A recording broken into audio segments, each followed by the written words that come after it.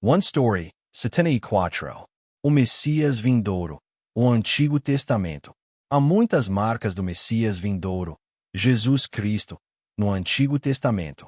Na verdade, poderíamos até dizer que todo o Antigo Testamento é a história do Messias que viria, Jesus Cristo. Deus criou os céus e a terra por causa do seu povo do reino, a quem ele salvaria, em última instância, por meio de Jesus Cristo. O povo que Deus salvou através do juízo do dilúvio e da Arca da Graça também apontava para a obra redentora de Jesus Cristo, que é o próprio Deus. Não devemos parar em Abraão, Isaque, Jacó, José, Moisés ou Josué. Vimos que a bênção que Deus falou a Abraão não era uma bênção terrena, mas o Evangelho. Na vida de Isaque, a justiça revelada não era a dele mesmo. Apontava para aquele que obedeceria como um cordeiro. Através da vida de José, podemos ver a vinda de Jesus Cristo em substância. E a salvação por meio de Moisés não foi o fim. E a terra de Canaã, na qual entraram sob a liderança de Josué, não foi o cumprimento final do reino de Deus. O descanso que Josué deu não foi o verdadeiro descanso. Portanto, precisamos ir além do Pentateuco, através dos livros históricos, dos escritos e dos profetas, até nos encontrarmos com Jesus Cristo, que é o verdadeiro centro das Escrituras. Depois que Jesus ressuscitou, ele explicou aos discípulos no caminho de Emaús o que se dizia a respeito dele em todas as Escrituras, começando por Moisés e todos os profetas. Novamente, antes de sua ascensão, ele apareceu aos seus discípulos e disse: "Foi isto que eu lhes falei enquanto ainda estava com vocês. Era necessário que se cumprisse tudo o que está escrito a meu respeito na lei de Moisés, nos profetas e nos salmos." O Antigo Testamento é dividido em livros históricos, começando com a lei de Moisés, os escritos a partir dos salmos, e os livros proféticos, e no final, todos eles falam sobre Jesus Cristo. Mas tudo isso são sombras e fragmentos. Ainda não vimos a substância.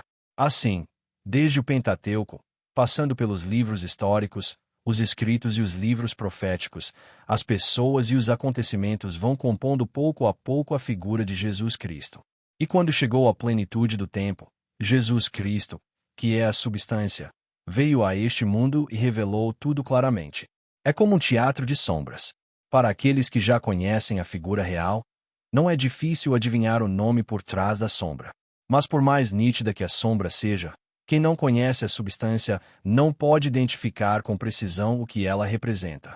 Por isso Paulo, embora fosse profundo conhecedor do Antigo Testamento, não acreditou em Jesus Cristo até encontrá-lo no caminho de Damasco.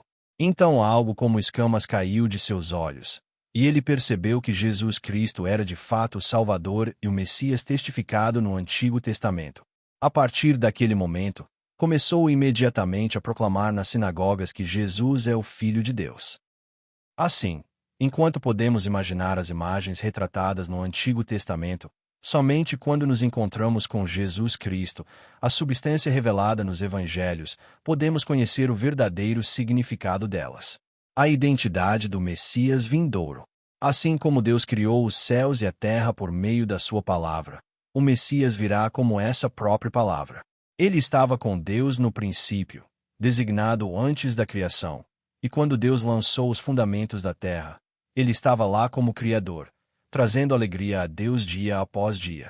Ele é a aliança imutável de Deus, e ele trará a nova aliança.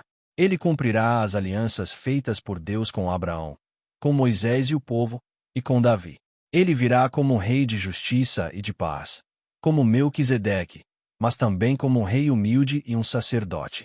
Como Moisés, ele será líder, profeta, sacerdote e salvador. Como Jó, será íntegro e reto, homem que teme a Deus e evita o mal. Ele é o Filho de Deus, e virá como o portão do tabernáculo, a entrada do santuário e a cobertura, representando vida, realeza, sofrimento e pureza. Ele virá como Emanuel, como Senhor, como o Filho do homem, como pastor, como a árvore da vida, como renovo justo, como um ramo de cedro, e como a pedra cortada sem mãos que esmaga todas as coisas. Ele virá como a verdadeira luz para iluminar o mundo. Ainda assim, ele virá como servo, E assim como a cobertura externa do tabernáculo não terá beleza nem majestade que nos atraia a ele, nada em sua aparência que nos faça desejá-lo. Será desprezado e rejeitado, homem de dores, familiarizado com o sofrimento, e nós não o estimaremos. Ele será traspassado pelas nossas transgressões, esmagado pelas nossas iniquidades. O castigo que nos trouxe a paz estava sobre ele, e pelas suas feridas fomos curados. Todos nós, como ovelhas, nos desviamos, cada um de nós se voltou para o seu próprio caminho, e o Senhor fez cair sobre ele a iniquidade de todos nós. Embora oprimido e afligido, não abrirá a boca. Será levado como cordeiro ao matadouro, e como ovelha muda diante dos seus tosqueadores, não abrirá a boca. Antes do nascimento do Messias vindouro, como Isaque, sua vinda será anunciada antes mesmo de seu nascimento, e ele receberá seu nome de antemão. Como os mensageiros do Senhor, será enviado por Deus. Como Rebeca, irá voluntariamente para um mundo completamente diferente. Como José, abrirá a mão da posição mais honrada e descerá ao lugar mais baixo, até a morte. Como Tamar, abrirá a mão da posição mais abençoada e descerá ao lugar mais baixo e desprezado. O nascimento do Messias que haveria de vir. Ele nascerá como a semente da mulher, um filho único como Isaque, do corpo de uma virgem, e como Isaque e José, ele nascerá por meio de um nascimento impossível. Ele virá da tribo de Judá, descendente de Jessé, trazendo a realeza de Davi, como descendente de Davi, e nascerá em Belém da Judéia. A preparação para a vida pública do Messias que haveria de vir. Como os bebês do tempo de Moisés que enfrentaram a morte, ele também estará em perigo de morrer, ainda criança. Assim como Israel desceu ao Egito pela orientação de Jacó, ele também descerá ao Egito. E como os israelitas que subiram do Egito, sob a liderança de Moisés, ele sairá do Egito. Assim como os israelitas atravessaram o Mar Vermelho, entraram no deserto e receberam o batismo, ele também será batizado no deserto. Assim como Israel foi provado e treinado no deserto, ele também passará por provas e treinamento. Mas como Moisés, rejeitará o poder e a glória deste mundo. E como Noé, Abraão e José, ele obedecerá plenamente a Deus. E como Isaque e José, ele receberá o amor especial do Pai. O ministério do Messias que haveria de vir. Ele andará com Deus como Enoque. Como Abraão, estabelecerá um reino de justiça e retidão. Assim como todos se tornaram pecadores pela desobediência de um só homem, Adão, ele trará a vida a todos pela sua obediência completa. Ele virá como o pão sem fermento da Páscoa, o pão da aflição, o maná, o pão da vida no deserto e o pão da proposição no tabernáculo. Como a água no deserto, como a rocha no deserto, como a novilha vermelha, ele purificará a impureza. Ele será como a porta do tabernáculo, o caminho para Deus. Uma grande porta sem soleira, mas um único caminho. De acordo com a lei, ele será o sumo sacerdote irrepreensível que declara justos os pecadores. Como José, ele enfrentará e repreenderá o pecado e será odiado e invejado por isso. Seu sofrimento será como o de Jó, sem merecimento. Como a sabedoria em Provérbios, ele clamará em alta voz nas ruas e praças, e falará em parábolas. O povo de Deus, seus filhos, voltará para ele, mas outros se recusarão a ouvir e se afastarão. Eles desprezarão a correção da sabedoria e rejeitarão a sua repreensão. No fim, virá o juízo.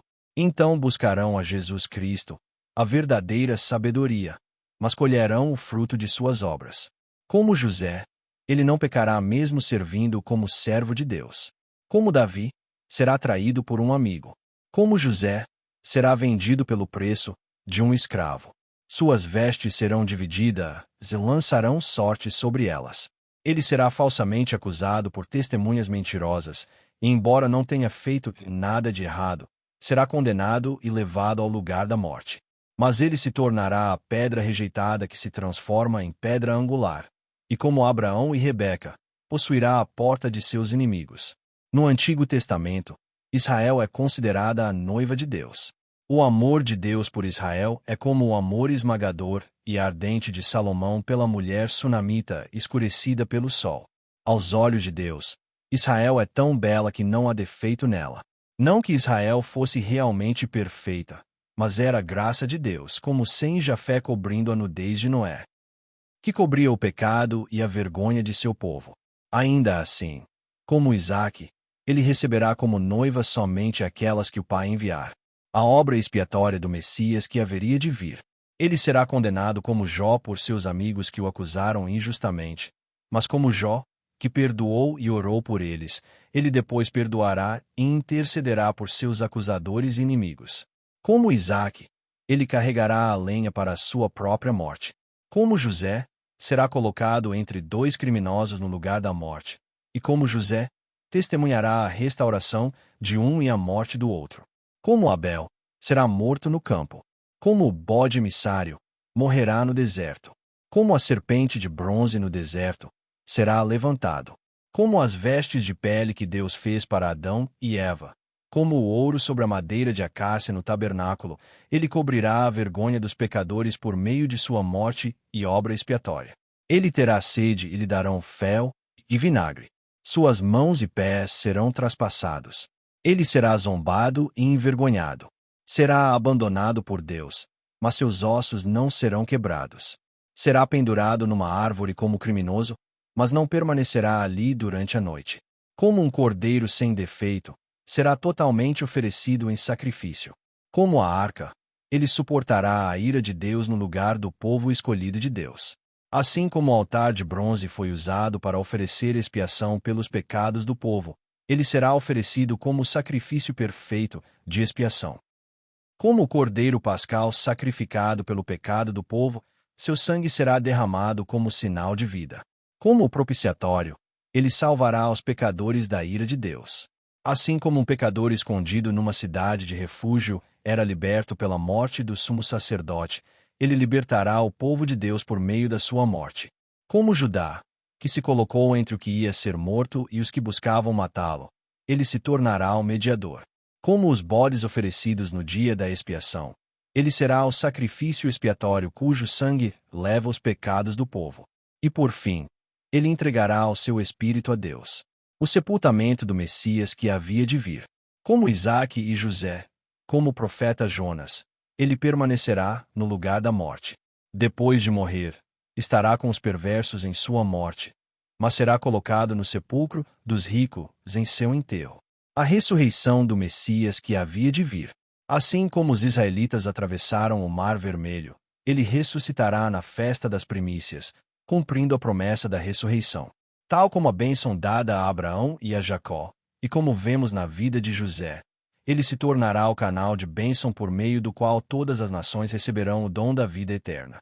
A ascensão do Messias que havia de vir. Como Enoque, ele subirá sem provar a morte.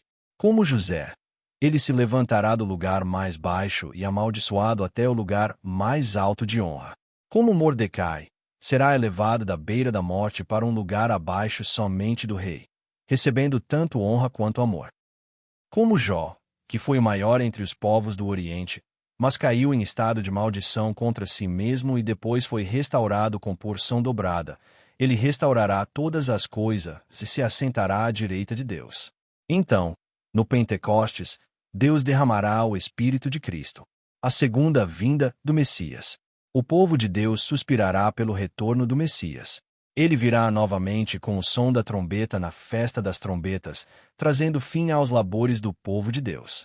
Assim como o dia da expiação trouxe perdão para todos os pecados do povo ao longo do ano, ele trará perdão eterno para os pecados do povo de Deus. E assim como a colheita de cereais era reunida e armazenada durante a festa dos tabernáculos, ele reunirá seu povo no reino de Deus e lhes dará descanso. Conclusão da jornada no Antigo Testamento. Através da longa e sinuosa jornada do Antigo Testamento, não permanecemos apenas na história de Israel. Não terminou com suas vidas pessoais nem com sua caminhada nacional. Por meio de suas vidas, de sua história e dos eventos recorrentes ao longo do caminho, fomos conduzidos a desenhar a figura do Messias que havia de vir, Jesus Cristo. Desde o princípio, em Gênesis, vimos vislumbres de Jesus Cristo, o Messias. E à medida que avançamos por cada livro do Antigo Testamento, sua imagem se tornou mais clara, peça por peça. Agora, tendo seguido os sinais de sua vinda, passamos do que era apenas revelação para a realidade do Messias que viria. Voltamo-nos agora para o Novo Testamento. Voltamo-nos para os Evangelhos. No tempo de Deus, o Messias Jesus Cristo já estava na cruz no momento da criação, e já estava assentado à direita do trono de Deus.